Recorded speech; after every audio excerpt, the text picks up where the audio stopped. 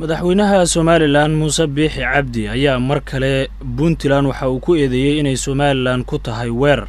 madaxweynaha Somaliland Muuse Biixi Cabdi oo maanta khudbad sanadeedkiisii caadiga dastuuriga ka jeedinayay xarunta baarlamaanka labada aqal ee guurtida iyo wakiilada waxa uu sheegay in wadahadalladii ugu wadahadallada Somaliland iyo Soomaaliya oo bilaabi doona bilaha soo socda ay wadama caalami oo ka tirsan ururka EU-da madaxweyne Muuse Biixi Cabdi waxa uu sidoo kale kaga hadlay in 45 xarumood oo ay ka fureen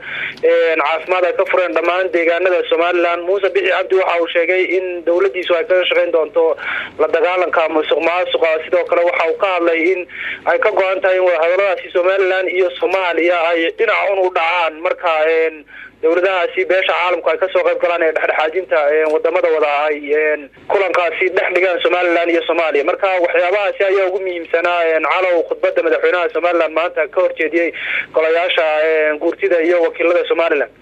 arrimahan ku saabsan xiisada u dhaxaysa Puntland iyo Somaliland ma soo hadal qaaday oo ka taagan gobolka Sanaag.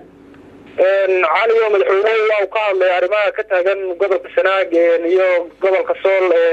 halkaasi oo ciidamo ka tirsan Somaliland ay gaareen deegaanka Yuube magaalada Ceergaabo u jira bari ka xigay ilaa iyo 40 kilomitir.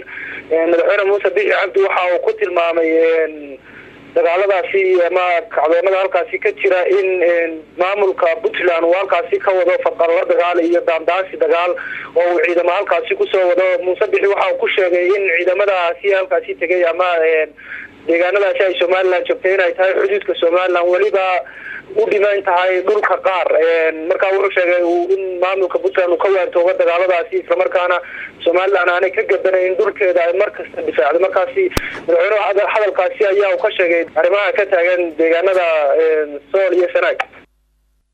iyadoo habeennimadii xalay ahayd uu madaxweynaha Jubbaland Axmed Maxamed Islaam oo warqad Kreeta ku magacaabay guddiga madaxa bannaan ee xuduudaha iyo doorashooyinka Jubbaland oo ka kooban 7 xubnood ayaa mudanayaasha baarlamaanka Jubbaland oo maanta yeeshay kalfadhigoodii afraad fadhigiisii 69aad oo ay xaadir ahaayeen 54 xildhibaan waxa ay ka doodeen ansixinta guddiga madaxa bannaan ee xuduudaha iyo doorashooyinka Jubbaland oo xalay magacaabay madaxweynaha Jubbaland Axmed Maxamed Islaam waxaana codka ugu codeysay 53 xildhibaan halka xildhibaan kamid ah mudanayaashii ka soo qayb galay madasha uu ka aamusay. waxaana natiijada kulanka ku dhawaaqay gudoomiyaha guddiga habdhowrka ee baarlamaanka Jubbaland Bashiir Maxamed Baahala waxaana uu sheegay maanta ay taariikhdu ay tahay 24 bishii saddexaad 2019 maalin axada waxaa baarlamaanka dowlad goboleedka Jubbaland uu fariistay kalfadhigiisa afraad fadhigiisii 69aad kooramka maanta baarlamaanka soo xaadirayna wuxuu ahaa 54 xildhibaan waxaana maanta ay ahayd ansixintii guddiga madaxa bannaan ee xuduudada iyo doorashooyinka Jubbaland oo maanta baarlamaanka uu fariistay Jubbaland waxaa ansixisay 54 fadhigeeda waa ansixiyeen cid ka aamustay meena jirin waxaa ka aamustay hal xildhibaan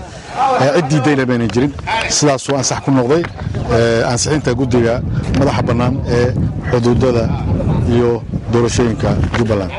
waxaa sidoo kale aan u mahad celinayaa saxaafadda dowlad goboleedka Jubbaland oo har iyo habeenba na garab taagan. waxaan halkan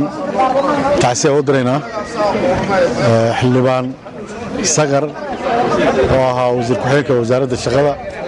oo shalay ku geeriyooday magaalada Muqdisho qaraxyo ku dhacay ku geeriyooday shalay xalana Ilaahay u naxariisto.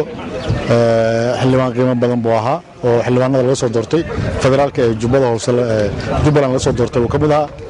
waxaa leenahay Ilaahay kitaabkiisa midka ka siiyo.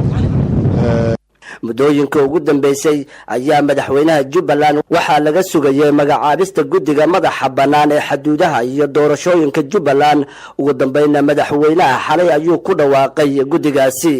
maxkamadda ciidamada qalabka sida qaybteeda darajada koowaad ayaa maanta xukun ku riday 2 nin oo lagu eedeeyay inay ka tirsanaayeen ururka Daacish garabka ka dagaalama Soomaaliya sida ay ku dhawaaqeen saraakiisha maxkamadda Xuseen Cali Maxamed Moodi oo magaciisa afgarashadu yahay Suhayb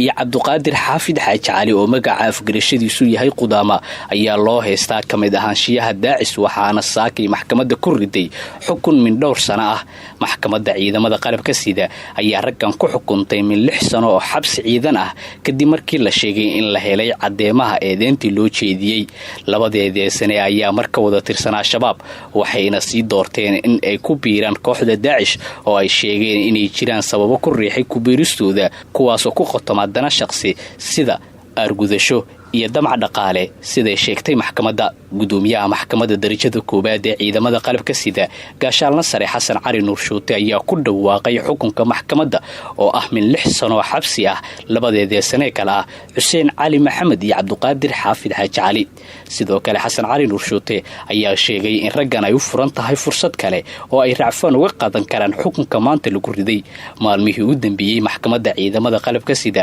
waxa ay xukunno ku ridaysay rag lagu weydiiyay inay ka tirsan yihiin dagaalamayaasha shabaab oo dilal iyo qaraxyo inta badan ka geysta magaalada Muqdisho